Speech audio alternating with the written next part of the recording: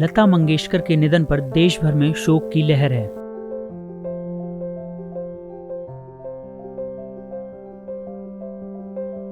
स्वर कोकिला लता जी के निधन के बाद कला, साहित्य, सिनेमा, खेल, हर क्षेत्र के लोग उन्हें श्रद्धांजलि दे रहे हैं। उन्हें साल 2021 में देश के सर्वोच्च नागरिक सम्मान भारत रत्न से नवाजा गया था।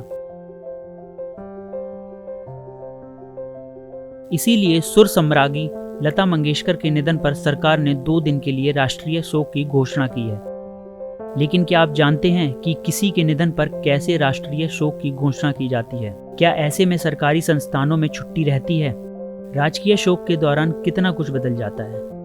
आइए जानते हैं इस वीडियो में कि कैसे होती है राष्ट्रीय शोक की घोषणा और घोषणा के बाद क्या कुछ बदल जाता है।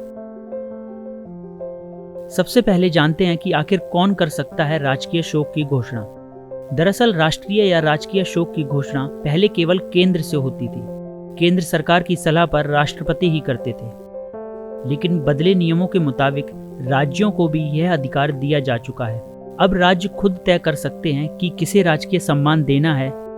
केंद्र और राज्य सरकारें अलग अलग राजकीय शोक घोषित करते हैं। हालांकि राष्ट्रीय शोक घोषित करने का नियम पहले सीमित लोगों के लिए था।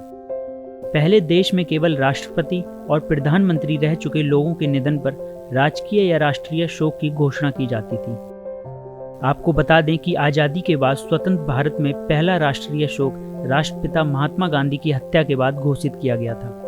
राष्ट्रपिता महात्मा गांधी के निधन के बाद जो नियम थे, उनके अनुसार पद पर रहते हुए प्रधानमंत्री या राष्ट्रपति का निधन हो जाने पर या फिर पूर्व में प्रधानमंत्री या राष्ट्रपति रह चुके व्यक्ति का निधन होने पर देश में राष्ट्रीय शोक की घोषणा की जाती थी। समय के साथ राष्ट्रीय शोक के नियम में बदलाव किए गए। बदले गए नियमों के मुताबिक गणमान्य व्यक्तियों के मामले में भी केंद्र को यह अधिकार दिया गया कि विशेष निर्देश जारी कर सरकार राष्ट्रीय शोक का ऐलान कर सकती है।